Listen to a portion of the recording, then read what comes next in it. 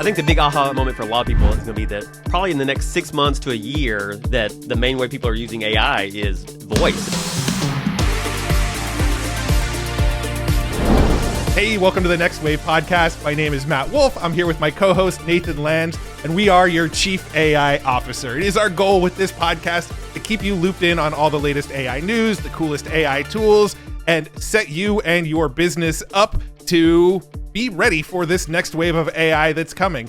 And today, we're going to talk about what we think is actually the next wave of AI, your voice. In this episode, we're going to talk about why we think voice is the next big thing. We're going to talk about the tools that are available so that you can use voice. We're going to talk about the scary risks and why this could be fairly damaging to the world if things go in the wrong direction. We're also going to talk about how AI is taking over the music world and what potential options are out there to solve some of these problems. So a really, really fascinating episode. Lots of cool stuff we're going to talk about and excited to share with you. So let's go ahead and just dig in.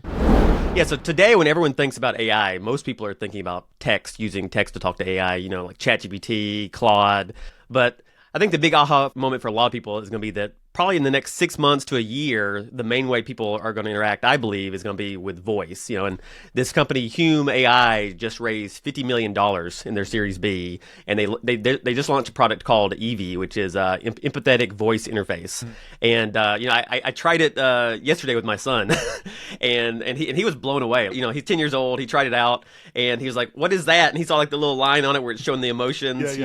And he started talking to it, and he was just like freaking out, because it was detecting the emotions in his voice and then responding accordingly. No, it's really interesting. I played around with Hume. I actually made a YouTube video where it was like the AI news recap, but in one piece of it, I played around with Hume for a minute, and it was kind of funny because I was like, "Hey, Hume, how you doing today?" or something like that, and it was like, I detect that you're angry. Why are you angry? And I'm like, I'm not angry.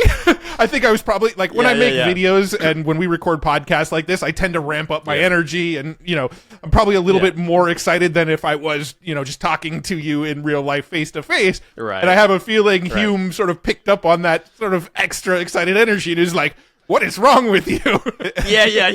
Yeah. But anyway, basically did. back to the bigger point here is that I do feel like we're entering this world where right now most of the prompting we do is with text prompting. You go to ChatGPT, you go to Claude, you go to one of these platforms, right? And you type in what you want it to respond to. But I feel like over the last decade or so, the tech world has kind of been training us that no, your voice should be the mechanism for interacting with the computer, right? With things like Siri and what's Google's version? Google's assistant version. Is it not Google Home? Yeah, but anyway, the point being, we have all of these smart devices. We've got our phones. We've got our Alexas. We've got stuff like that. That is, I think, where things are going, right? You're going to be actually speaking to these things instead of typing prompts. And with things like Hume, we're going to actually get even more context for it to analyze when it gives us feedback, right? The rumor has it that at WWDC this year, Apple's big developer conference that they do every year, that's kind of where they make the big announcements. It was WWDC last year where they announced Apple Vision Pro. This year, the big expectation is going to be a lot of AI, right? And I think a lot of people are speculating that Siri is going to get AI into it. What they're going to use for the AI, we don't really know yet. We do know that there's been rumors going around that Apple and Google might partner and that Apple might use Gemini 1.5 for Siri behind the scenes. But then also Apple just released a research paper. The week that we're recording this, Apple just released a research paper called Realm, REALM. And it's basically their large language model that they designed for a mobile phone that is actually very good at reading the context of what's on the screen. It can actually view a mobile phone screen and use that context to sort of inform the large language model before it responds to you.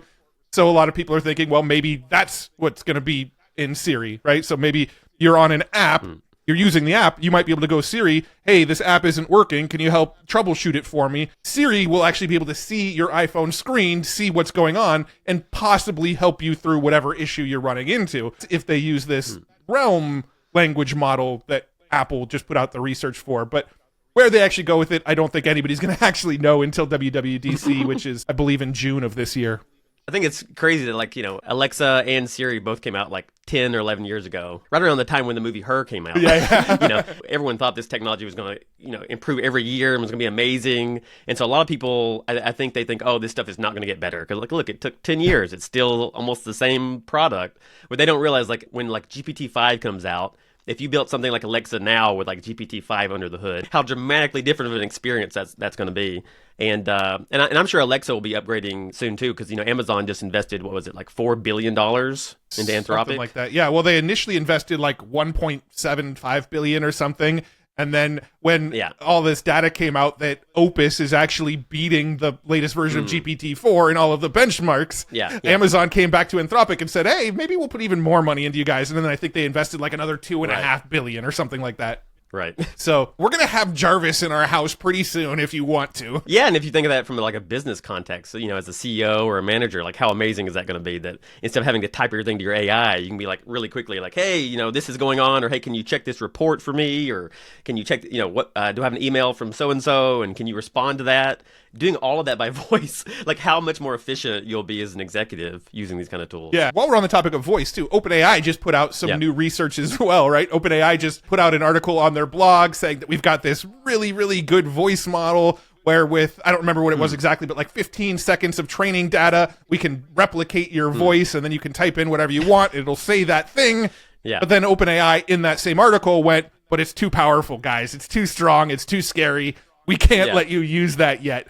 Which to me is just wild because we've already got it, right? We've got 11 labs. 11 labs already could do exactly that, right? We've had like UberDuck. There's been a whole bunch of models out there already that do exactly that. And OpenAI kind of coming out and saying like, we do it too, but we're not giving you our version because it's too good. Kind of weird. So when I saw Eevee from Hume, I was like, okay, that's probably like the best I had seen so far. Like on the emotional side, it's amazing. It detects your emotions, but you could still kind of tell it's not a human. And with 11 labs, pretty good, but you can still kind of tell it's not a human. I don't know. The demo I saw, I believe it was from OpenAI. That was the most realistic one I had heard. I was like, okay, that's like 99.5% there. Yeah. Like if I didn't know this technology existed, I would not know that was AI. I would think that was a real person talking. Yeah. Yeah, the other ones are like 95% there. But when you get to like 99, like people just, they don't know that it's an AI. Totally. And that's where it's, I can get that, that could be kind of scary that you could just be pretending to be anyone and no one would know. Well, totally. But I also think that, people like you and I who are immersed in it on a daily basis are probably a little more adept at actually spotting AI, right? Like, I feel like I'm really good at when it comes to AI images and going, I can tell like instantly that it's AI now because I've seen so many AI images. I feel like I'm getting that way with voice now too, where I can pretty quickly grasp, okay, that was done with AI.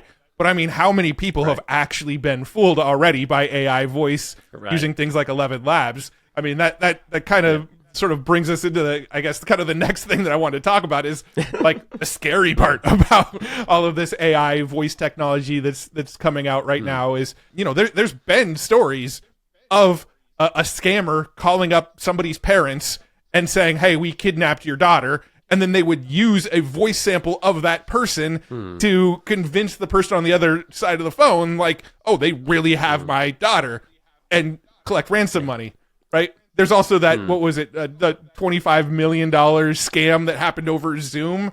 Like, remember when we talked about that for a little bit too? Like, so, I mean, that scary stuff's happening right now.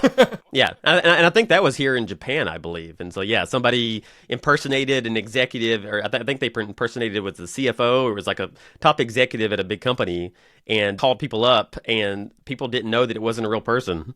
And they end up wiring, what was it, 25 million or something like that. It was a lot of money that they just wired off to some scammer. Yeah. The tech to do the trickery is already out there. Yeah. But like you said, OpenAI is the best one to come along so far.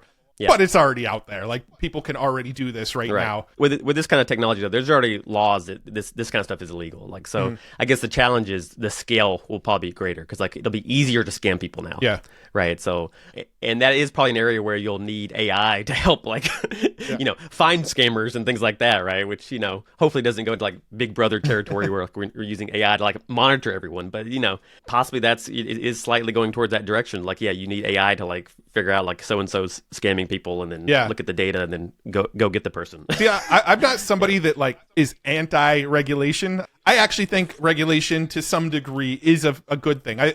In the sense that I feel like regulation gives companies bumpers to stay within. I think that could be a good thing, right? I think right now there's a lot of AI companies out there that are developing and they're going, well, we don't know what's going to happen with regulation, so let's just keep on pushing the limits. But I do feel like regulation to some degree gives them some bumpers to stay within so they know they're not overstepping their bounds.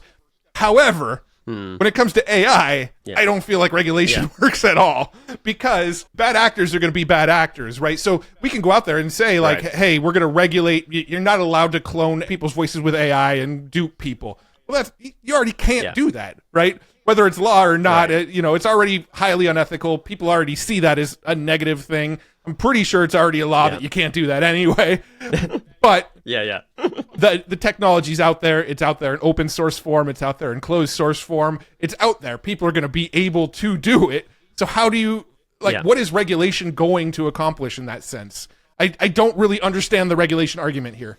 Most of the politicians have very little like real life business experience. And so like when they think about regulation, a lot of times it's just like, okay, is the public scared of this technology? Well, okay, then I'm going to regulate it. And it's like, is it actually good for your country? Is it good for like business? Is it good? Are you just literally responding to some polls? Is that all that is? And, without going too deep down like the sort of political rabbit hole, there's lobbyists, right? And a lot of the government is run by the companies who are paying for those people to be where they are in the government, right? So I think what the big fear is, and I know this is something, whether you love him or hate him, that Gary Marcus has talked about a little bit in the past, is that what happens when we get too much regulation with this is what it's going to end up doing is concentrating the power into a few small companies, right? What's going to end up happening is the companies like OpenAI and Microsoft and maybe Google and some of these big corporations that are pushing for the regulations may end up driving the regulations in ways that really favor their company, but really do not favor the little guys, I mean, that's kind of like the biggest divide that's happened in Silicon Valley recently is like you got the divide between like the Sam Altman, side, which is also kind of aligned with YC, and then the Mark Andreessen VC side where they're like, yeah, this is basically regulatory capture here. Like they're like trying to go out there and like say, yeah, what we're building is very dangerous, so you should please regulate us. Yeah. That's an odd thing to ask for. Like, why are they doing that? Please regulate us, and we'll be on the board to decide what those regulations are.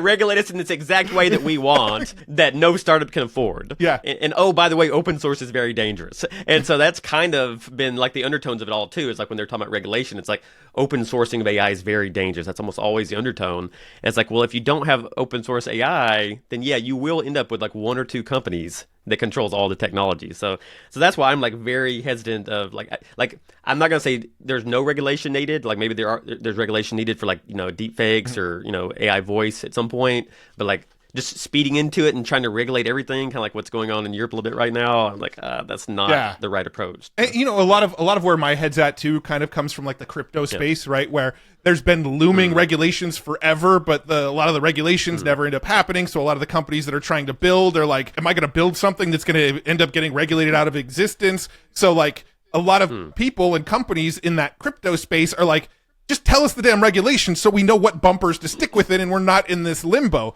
But when we're like talking about AI, I feel like it's a different story because it's like you do have the open source, you do have the closed source, you do have the companies that, have a better foothold within governments than the little guys. You do have all these other nuances, I think really muddy the waters. And also I feel like regulation is just going to make it easier for the bad actors to be the bad actors while the people that are trying to do right lose abilities essentially. Right. Along with all the negatives that we just talked about, there are still some positives of this voice AI that's coming out. I think there are some use cases that I think could be very valuable. I know for me as a content creator, using it for like dubbing is really, really helpful. Like if I misspeak in one of my videos, I don't have to go back in, record and like overdub something. I can open up a tool like Descriptor 11 Labs, type in the words that I meant to say, and then just use that and dub it into my video. So I've actually used some of these tools to sort of fix a misspeak in some of my videos. So that's one really good use case for some of this AI voice. Yeah, and Hume, they're kind of pitching that this is going to be used for therapy and things like that, right? Which is exciting. It's kind of, could be weird to talk to a robot, and that's how you're getting your therapy. But I mean, who knows? Like when it gets good enough, I guess that'll be a thing. It does kind of make me think of the movie Her, right? Where you've got this guy who I think Matt, you haven't seen the movie yet, I have not seen it, and I feel like you should take my AI fan card from me. Yeah, you've seen Ex Machina. Of course, I have seen Ex right? Machina, yes.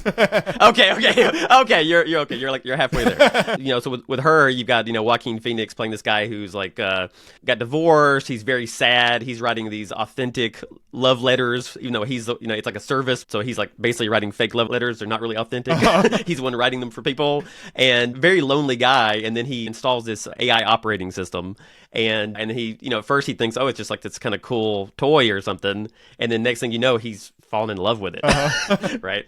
And at some point, not to give spoilers, but, at some point it kind of outgrows him. Yeah. Basically. And then, at some point it's like, okay, it's obviously you need relationships with actual humans. Yeah. Right. So as a supplement, though, I could see this being great for therapy. Like maybe you have a real therapist, and then you have like the AI is like, okay, when I can't talk to the therapist, can't talk to them all the time. Or what if the therapist's advice to everybody is just buy more GPUs? Jensen's taking over. You're wearing his shirt. The more you buy, the cheaper it gets, or whatever his little slogan is. The more you buy, the more you save. You save money. It's the more you buy, the more you save.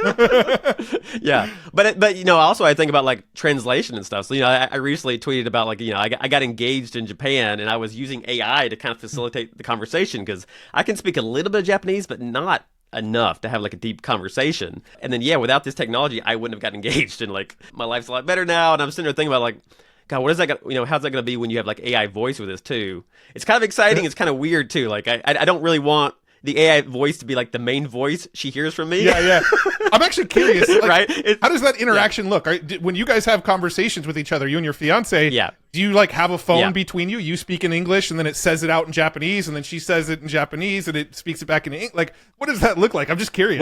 Well, at first it was almost entirely using the phone, and occasionally would use Google Translate, but like Google Translate's results are really bad. Okay. It almost always has a mistake, but the reason you use Google Translate is just the simplicity, right? It's faster. You're not waiting a result. It's like it's right there. Right. But it makes so many mistakes, and a few times we had like complete misunderstandings because we were using Google Translate. I'm like, let me put this into ChatGPT. Oh, okay. Like you said something totally different. I'm not going to go into details, but there's once or twice where it was like, oh, geez, like we really misunderstood each other on something like, something big. But now how it's kind of evolved. So at first it was like entirely using mostly ChatGPT, especially when we weren't in person, it was ChatGPT a lot. And then in person, it was a lot of Google Translate because it's faster. Right. And then now how it's kind of evolved now is, I speak a little bit Japanese. My son from a previous marriage, he's half Japanese. And so I've got a little bit of exposure to Japanese. And then she speaks a little bit of English. She loves American movies and things like that, right? So she knows some words, right? But you just can't like, say a whole paragraph or something. Right. So now it's kind of evolved where in person, we mainly use ChatGPT for like something really detailed, like a long conversation, like a really deep conversation. We'll be using AI. But for other little things, we've like got little words and things where we know, we can communicate basic thing. I use custom instructions with ChatGPT to tell it how to teach me as well. Oh, nice. It's like, don't just translate it, but actually break down the key words underneath the translation. And so when it would translate for me, it'd be like, oh, here's this word, and then here's the hiragana for it, which is, Japan has like 3 writing systems, and hiragana is the simplest one. They teach kids first. And so I'm like, show me hiragana, because I know hiragana. Yeah. And so not only was it translating, but it's been teaching me at the same time. I think I didn't properly explain that on Twitter, because people were like, dude, you're going to have to learn Japanese. I'm like, but it's been an amazing tool. Like this relationship would not have happened without that. And, not even just if you think about like a personal context with relationships, but like business relationships. Like what is this going to do for people where now you can go meet a business person in Japan or China or Saudi Arabia or whatever, and you can use their local language. You probably like have a little device you put down on the table or something. Yeah. You talk, and it'll probably like automatically spit out something, whether it's in their headphone or whatever. Yeah. It already exists. This is like probably the next 6 months. Yeah, it exists, and the quality's okay, but like it'll probably like in the next year will be like really, really, really good. Yeah, I was at CES back in January, and there was a company there called Time Kettle. And Time Kettle has these little earpieces. They just look like AirPods that you'd get from like Apple, right? That's kind of what they look like. And there's 2 of them. I put one in my ear, you put one in your ear. I just speak naturally in my language, but what you hear in your earpiece is translated automatically for you, and vice versa. So Babblefish. So we could just sit there with those little earpieces in and have a conversation, right, in 2 different languages. Yeah. So I mean that already exists. You see it at like UN, right? Like when you look at like UN meetings where somebody's up in front of the whole UN speaking, everybody in the UN has Right. like one of those little headphones in. But I think there it might even actually be a human translating for every single person there. I don't know for sure. That's my understanding, is that is what it is. Yeah, right so now. I mean, eventually, I think all of that's just going to be like an AI just automatically translating it for whatever language you turn the dial to, you know? Yeah, it's in the book, Hitchhiker's Guide to the Galaxy, right, where they have the battlefish. Oh, yeah, where you, like, yeah. put it in your ear. Dude, it's been And 2 decades since I've read that book. It automatically translates it for you. Like, yeah, so we're heading there, like, in the next year, which is going to be amazing. So, yeah, I mean, there are products, there are, like, niche products that some people know about, but there's not, like, a mainstream, like, amazing automatic translation, device or product. And I would imagine most people are just going to want to use the thing they've already got in their pocket, right? Like, most people probably are going to go and invest in something like that when they can pull out their phone and just sort of hand it back and forth. I bet there's like 5 to 10 well-funded startups right now working on this. I'd be shocked if there's not. Like it'll be a next wave that you'll see in the next like 6 months to a year. I like what you did there with the next wave. Yeah. There'll be like 5 of those like all of a sudden, and it's because it's a great idea. Of course, somebody's going to build that and win in that market. Well, I think the smartest move that a company can do is for Apple to just build it into the AirPods somehow, right? Like if everybody already has these little AirPods sitting around, like, just build it into there where somebody can speak to me and like it'll use the processing on my phone, right? The phone will be in my pocket. Yeah. But these can already hear and they can already produce sound back into my ear, right? So why not listen to what they say, send the information to my phone, translate it, send it back to my AirPods? Like there's almost no doubt in my mind that it will eventually just be built into like our earbuds that we use now. That'll help business so much. Like you'll be able to go do business in so many more countries with less misunderstandings. Like right now, if you travel around the world, like when you go to other countries where they don't speak your language, like, yeah, sure, some places might speak English, but still it's kind of daunting when you go to a country where they don't speak English. And now that'll just be gone. Like you just put it in your ear and off you go. Yeah. And so that'll really start to connect the world more, I believe, make people understand each other better than people currently do. Yeah, absolutely. The other topic I want to talk about real quick before we wrap up here is AI music has had some really big advancements within the last few months. I don't know if you've had a chance to play around with like Suno version 3 yet, but it can make like I haven't. No. It can make up to 2-minute songs. It actually writes the lyrics, creates all the background music, and sings it. And like the songs are actually good. Like I've played some on some of my YouTube videos, and people are like, I'm actually digging this song. I can listen to that. Like they're actually good songs, and it's just so impressive what they're doing with the music now. But also on the flip side of that coin, 200 artists just this week that we're recording this, 200 artists all signed a petition to try to stop the advancement of AI in the music industry because it creates an existential threat to their income, their business model. Right. So like on one hand, like the AI music tech is getting so mind blowing good that we can just create whatever song we feel like listening to right now. And it'll be a unique, good, interesting song that we like. But on the other end of the spectrum, all of the traditional musicians and all of the bands that we grew up liking and the current pop artists of today are all fighting hand and tooth against it. I want to try out the new Suno. So I haven't tried it yet. I heard about it. It sounds amazing. I'll probably try it right when we got off here. But I created some like the top Twitter threads back, many months back now, like on AI Grimes, where she had she was allowing people to use her voice to make songs, which that's kind of like on the one side of the spectrum, which seems to be pretty rare because everyone else, most of the top musicians seem to be like, yeah, don't use my voice, especially without my permission.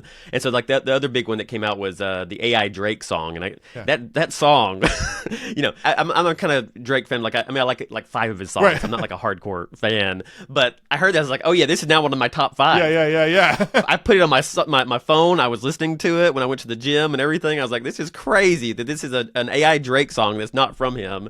And then all of a sudden, people started having their Twitter threads taken down, the YouTube videos taken down. Anything that had AI Drake in it was like gone. Yeah. And so I was like, oh wow, like he like realized that like that's a big like if there's a song that's almost as good as his song is coming out. If there was a smart way for musicians to monetize their voice being trained into the AI systems, all the musicians would be on board. But right now, there's no real smart way for them to make money if their voice is being used, right? But like, if it got to a point where I go and create my own variation of a Drake song with lyrics that I created, it sounds like Drake, it's good, people like it, and whenever that music gets played or when the song is generated, I don't know how the monetization would work, but if there's a way that Drake made some money every single time that song got played, he would be all for it, because now Yeah. he can make a million Drake songs can be made, and he's making money off of all of them. But the problem is, these artists have no way of actually making money off of their voice being trained in there.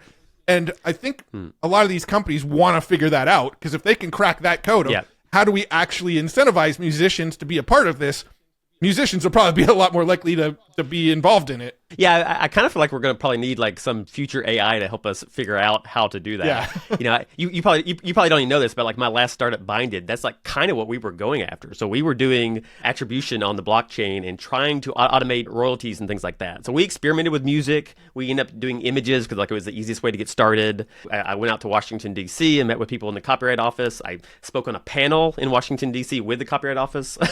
and man, it is like hard. Yeah. It's very hard to like track these things and make sure it's actually authentic and then handle the payments. You've got Spotify, right? And Spotify, they've got some sort of model where every time a song gets played, the musician gets a fraction of a penny or something. But if you're a popular musician getting millions and millions and millions of downloads a month, it adds up. They can make a living off of it. And I feel like a lot of people are sort of looking at Spotify as like, we got to do something like that. But I feel like it's so much more complicated than what Spotify is trying to do, because if you train all of these voices into an AI and then somebody goes and creates a song, you know, how do you know exactly which voices it's pulling from to create this song? Maybe the voice is a blend between Drake's voice and Eminem's voice, and it's like a hybrid. Now, do they get paid for that? Like, there's so much more like intricacies involved. And do they get paid? And does the publisher and all these other people get paid? Like who all gets paid? Yeah, and then like existing contracts they already have that may like prohibit those kind of things. Honestly, I think it's just going to require new contracts, like a rethinking of that industry, essentially, right? Like the music industry's already had to reinvent itself when streaming came along, right? Everybody bought CDs. Everybody bought albums. Now, do bands even make albums anymore, or do they just drop songs, right? Because like the music industry's changed so much. I just feel like they've got to figure out what is this next evolution, because the change is going to happen. It's not like them putting out like 200 of them signing a letter is going to stop anything.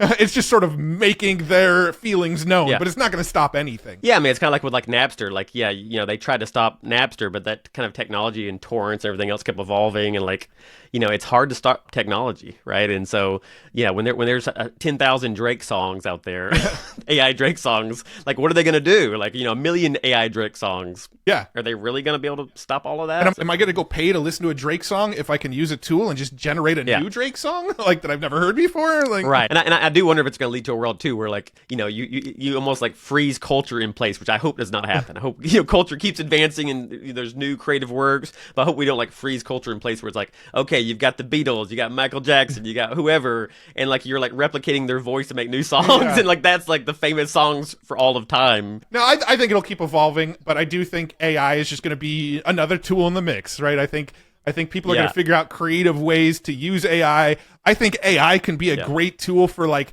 musicians to collaborate with other musicians without the other musician need to be involved. Like maybe Eminem goes and like produces a song and he wants, you know, Drake to cameo on the song, and Drake just doesn't have the time. Well, Drake could license his voice to Eminem. Eminem could generate the clips that he needs from Drake, work them into his song. Drake gets paid. Eminem gets Drake on his song, and they never had to meet up in person. Right? I think there's something there if they could just figure out all the logistics of it. and like bringing it back to AI voice, and you could be like mixing all of this with your voice too, right? You'd be like, change this part of the song, or add something here, or add Drake in this part, and like doing a lot of that with voice. That's gonna be, you know, that's gonna be a new creative experience, which probably would be great because like people can say more in the flow, right? You know, be more creative, like without having to like go manually touch all these tools. Like you just kind of making the music and like, you know, going with the flow. So now that we've talked about AI voice and AI music and where all of this is headed, you probably want to know, all right, what are the takeaways? What can I do with this information? And there's a few things. When it comes to like the risks and dangers of AI, one of the things I actually told my parents is that if they ever get a call from me or my wife or one of my kids, we have a code word. Ask for that code word to make sure it's really us. I mean, if I'm just calling to say happy birthday, you don't ask for the code word. But if I'm asking for money, if I'm, you know, if I'm saying there's a problem, or I was in a car accident and need money, or somebody was kidnapped and I need money, or something that sounds really, really out of the ordinary, ask me for the code word to verify that it's really me, because that is something that I think people should start doing, because the AI voice is only going to get better and better. So I think that's like one of the things that you should really take away. And another thing is, I think you should go and use a lot of these tools. I think you should try 11 Labs. You should listen to the OpenAI voice stuff. You should listen to the Suno music. I think the more you get immersed, like we've talked about, the deeper we go down these AI rabbit holes, the better we get at detecting whether this is AI or real. It's almost like, back when Photoshop came out, people had a hard time telling whether something was Photoshopped or not. But over time, you see enough of it, and now people can go, okay, that looks like it was probably Photoshopped. I feel like the same kind of thing can happen with AI audio. Over time, you'll probably get better and better at detecting AI. That's not to say AI is not going to get better, and at some point it will be undetectable. But short term, you should probably be using these tools, hearing them, understanding how they sound, and you will probably get better and better at seeing these little nuances or hearing these little nuances in the audio that give away that it's made with AI. Well, and I think the other key takeaway too, though, is that like a lot of the circle all the way back around, bookend it to how it started. Of like the other key takeaway is that all of this is going to turn to voice as opposed to typing. One thing people need to realize is, this technology is not just like a sci-fi movie like Her now. It's here now, and you'll probably see in the next 6 months to 12 months that the main way people are using AI is voice. And so, as a business leader, executive, employee, you should be thinking about how are you going to be able to use these tools in a year from now with voice that you can't currently with text, and how is your life going to look differently when you can just talk to the AI and have it help do work for you. You'll even be able to do things like create AI agents where you'll be able to send out the agents to do little tasks for you and command them by voice, right? So like that's coming very, very soon. So like imagine, be planning for that, and you'll be in a way better position than people who have no idea this technology exists. And if you have a business that has content online, it's really easy these days to make an audio version of that written content as well. So I think a lot more people are going to also consume content via audio, right? I think the prompting is going to be more audio based, where we talk to Siri, we talk to Alexa, we talk to these tools, and it sort of goes and does the prompt based on what we say to it. But I also think the reverse is true, where over time, more and more people might consume their content that way as well. So if you have a blog with written content, throw that content into 11 Labs and have it a podcast audio version that people can listen to as well, because now you just have another format that makes it more likely that somebody's going to consume the content that you just created. So I think that's another takeaway for businesses listening to this is lean into this, use this technology. It's actually a really cool way to make audio versions of your content. Yeah, and I think, in terms of, people should be planning too for like how they can use this internationally, right? Like this is going to open up so many opportunities that your business can't currently take advantage of. Think about like, okay, people who speak different languages, I'll now be able to have business meetings with them. Or think about if you're making videos or written content that you then turn into audio, you'll be able to turn that into like 100 different languages. Yeah. Right? Like, what does that mean for your business? So so everyone should be thinking about that right now. And hopefully we'll do the same with the podcast. Hopefully we'll have this in Japanese in the next 6 months or something like that. Exactly. That brings up another question. When you proposed, did you actually propose with the cell phone, like a translator? I tried to not use it, and then it was necessary within 30 seconds. But I tried my best. And the thing is, the other thing I didn't mention is, my son, he's bilingual. He speaks English and Japanese both perfectly, or at least for a 10-year-old. And so occasionally, he helps translate, which I'm trying to make sure he doesn't do that too often. It's like kind of annoying for him. But he was there as well, like in another room. So I was like, well, worst case scenario, I'll be like, Noah. Very cool. Well, AI is changing lives and building relationships. So exciting times we're in. Bringing love to everyone. And okay, go watch the movie Her. I'll go watch the movie Her. And on that note, I think we can wrap this one up. Awesome. Well, thank you so much to everybody for tuning in. Please like this video and subscribe to our channel if you haven't already. It really, really helps get our podcast in front of more people. If there's somebody that you know that this episode can be helpful for, send them the link. Let them tune into this episode. If you're on a podcast player like Spotify or Apple, give us a subscribe and maybe even leave us a review. We really, really appreciate it. It helps spread the word of this podcast and shares this information with more people. So thanks again for tuning in.